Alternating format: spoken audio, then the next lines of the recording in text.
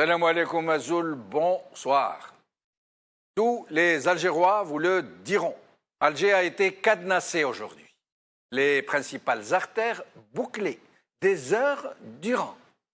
Des dizaines de milliers de gens n'ont pas pu se rendre à leur travail. Des dizaines de milliers d'autres n'ont pas pu vaquer à leurs affaires courantes. Pourquoi? Eh bien parce que le président Bouteflika se déplace, nous dit-on, pour aller inaugurer le nouveau siège d'une zaouïa et aller inspecter le chantier de la grande mosquée d'Alger. J'ai failli dire de la grande mosquée Bouteflika.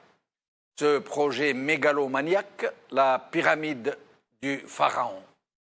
Écoutez ce monsieur sur la chaîne An-Nahar qui encense le mirifique, le phénoménal, le désormais historique grand projet du siècle. Projet du siècle. Ça ne vous dit pas quelque chose? Mais écoutez. يعني الخطوات العمليه احنا رانا قايمين بها. تدشين زاويه كما هذه خطوه عمليه. تدشين المسجد الاعظم هذا الصرح كما قلت اللي نروح ونولي ليه اللي راح يشع بنور الاسلام الوسطي ماشي غير على الجزائر، على شمال افريقيا وعلى البحر الابيض المتوسط كله. ما يظنش الانسان بانه الجزائري اليوم احنا لما نتكلموا على الجزائر الاعظم يقول احنا عندنا 20,000 مسجد. القضيه في المسجد الاعظم ماهيش قضيه غير مكان تاع صلاه. طبعا هو مكان تاع صلاه بالدرجه الاولى، ولكنه يعني صرح حضاري. صرح حضاري اللي يعني الجزائر تفتخر به والاجيال القادمه راح تفتخر. الهويه الثقافيه والاسلاميه للجزائر. ثالث اكبر صرح اسلامي. الجمع الاعظم هذا هو يعني اذا قدرنا نقول بانه يعني يلخص ويترجم الميراث الروحي عبر القرون هذه المتطاوله للشعب الجزائري. هذه القرون كلها المتطاوله اليوم الجامع هذا راح يكون يعني واجهه حضاريه، مناره تشع بها الجزائر كما كنا عبر التاريخ. تشع بها الجزائر على هذا الربوع وعلى إفريقيا وعلى حوض البحر الأبيض المتوسط. Et regardons M. Bouteflika inspecter le projet du siècle.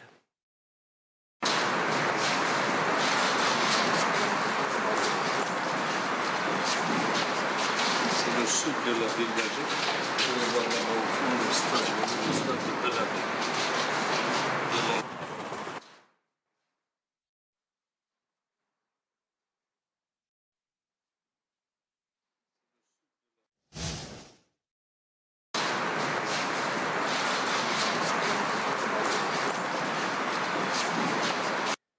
Sinon, contrairement à l'inauguration de la mosquée Ketchaoua, Saïd Bouteflika, le grand prêtre de l'image présidentielle, c'est lui qui dirige les équipes de tournage et de prise d'images et qui sélectionne tous les produits destinés à la diffusion. Le grand prêtre, donc, a décidé de ne pas refaire la même erreur et de ne pas montrer son grand frère sous son véritable jour. Ainsi, nous n'avons vu du déplacement que des voitures, puis quelques images triées sur le volet et qui restent, malgré leur tamisage, très parlantes sur le véritable état de santé du président. Avant de montrer comment ça s'est un peu passé, je tiens à vous signaler qu'aucune photo d'amateur n'a pu être prise. Aucune, ni aucun autre média que ceux sélectionnés n'a été autorisé à filmer, ni encore aucun journaliste à prendre des photos, ni aucun citoyen ou quelques personnes présentes sur les lieux à user de son téléphone portable. Personne. Jamais on n'a assisté à une telle censure. Et les titres de presse qui ont rapporté l'événement ont tous mis un bémol, se contentant de rapporter le déplacement de façon neutre, sans rien nous livrer de la réalité des choses. Rien. Pas un seul journal, pas un seul, n'a osé faire le plus petit commentaire sur cette si grosse farce. Hassan Hirsch, avant d'en arriver à la grande mosquée, parce que ce n'est pas hasard, Bouteflika a fait les zaouïas et la grande mosquée. Ça veut dire il veut mettre enfin, il veut, ceux qui sont derrière lui, qui l'utilisent comme façade, veulent utiliser les deux, j'allais dire, les deux... L'islam populaire et l'islam officiel. Voilà. Avant d'en arriver là, je veux vous montrer une image de Bouteflika pendant cette sortie. Vous allez nous dire, et j'espère que Zoubida Assoul aussi est devant son téléviseur, vous allez nous dire si l'image est parlante, si on a besoin de médecins, ou alors si cette image ne nécessite pas, enfin, que ce fameux Conseil constitutionnel les regarde un peu et se dise tous les Algériens sont en train de regarder ces images, nous ne pouvons plus faire semblant, nous ne pouvons plus appeler le monsieur, là, comment il s'appelle, Ould Abbas, venir nous raconter des salades. Regardez seulement ces images, mais je vous demande de bien les regarder. C'est tout.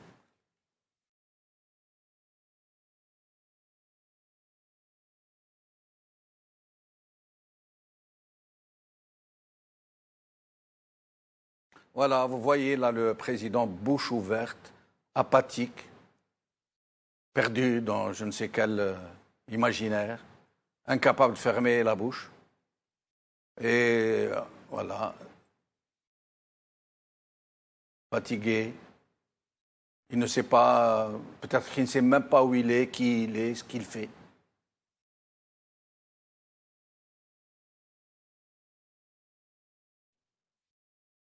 Regardez. Regardez. C'est à faire pleurer. Hein. Cet homme fait pitié. Cet homme fait pitié. C'est un otage. Il est en train de faire la prière, là. Ou d'invoquer le Seigneur. Regardez. Regardez.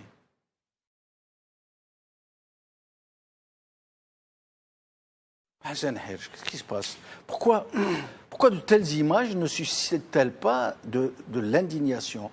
Que les Algériens disent « basta, ça suffit ». C'est quoi? C'est de l'indifférence?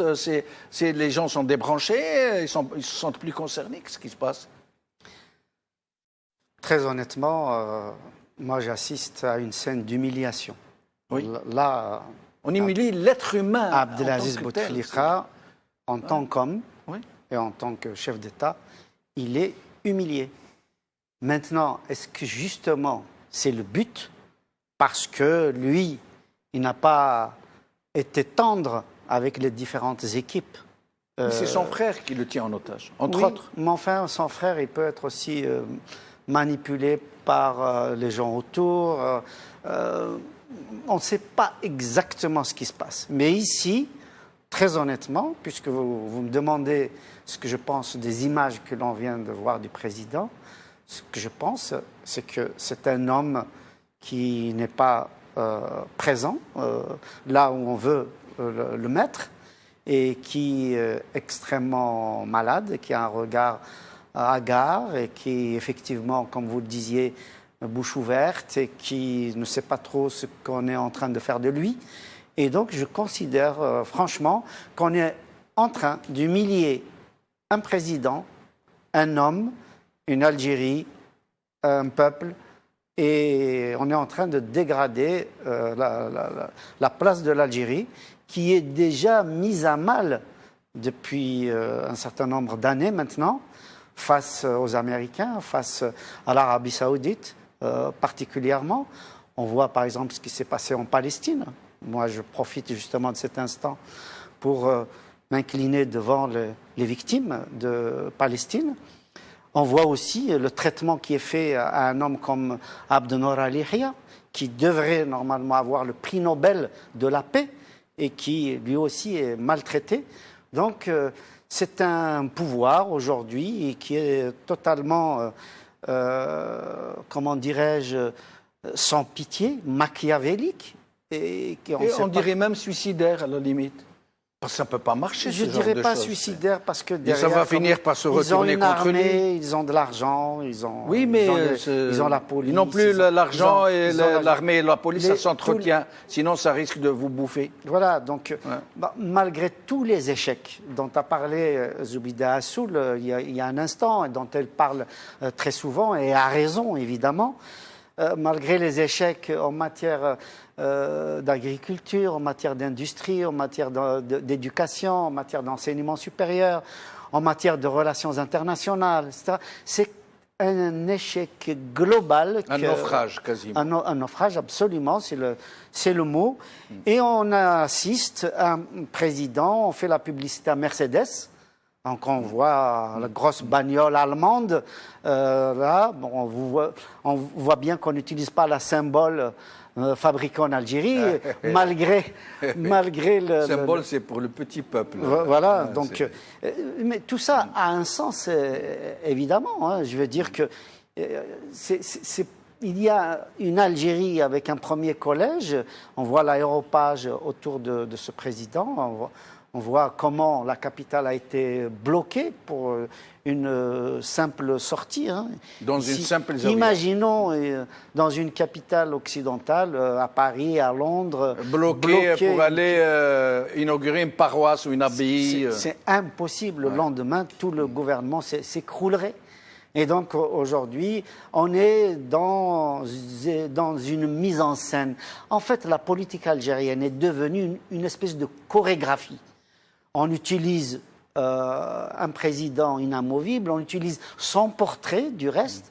Donc tout cela est chorégraphique. C'est vrai que son portrait maintenant, il le représente un peu partout, dans les stades, dans les cérémonies. Des mises en scène, des mises en scène.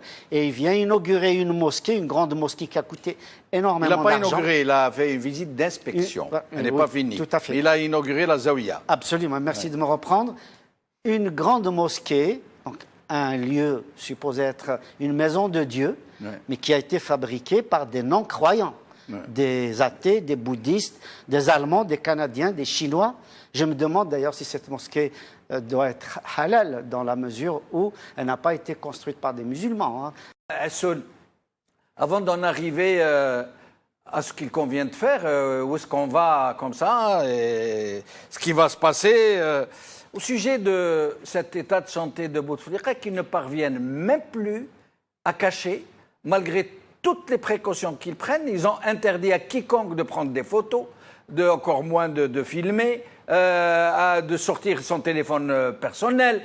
Ils ont tout fait, ils ont choisi des images, et pourtant les images qu'on a vues, elles étaient tout simplement atroces, qui nous montraient un homme complètement absent, la bouche ouverte, peut-être en train de saliver.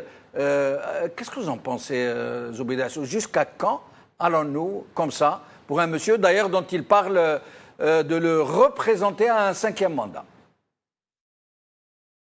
Oui, moi je l'ai déjà dit, cette image-là et ces images-là depuis la maladie du président, depuis 2013, c'est infligeant pour lui, pour le peuple algérien, pour l'État algérien, pour la dignité de tous les Algériens, parce qu'après tout, c'est le président de tous les Algériens, c'est le président de la République, c'est le sommet de l'État, il représente l'Algérie à l'intérieur et à l'étranger. Donc, moi je l'ai déjà dit, c'est presque une atteinte aux droits humains, d'un être humain d'abord, qui est le président. En plus, c'est une atteinte envers le pays lui-même.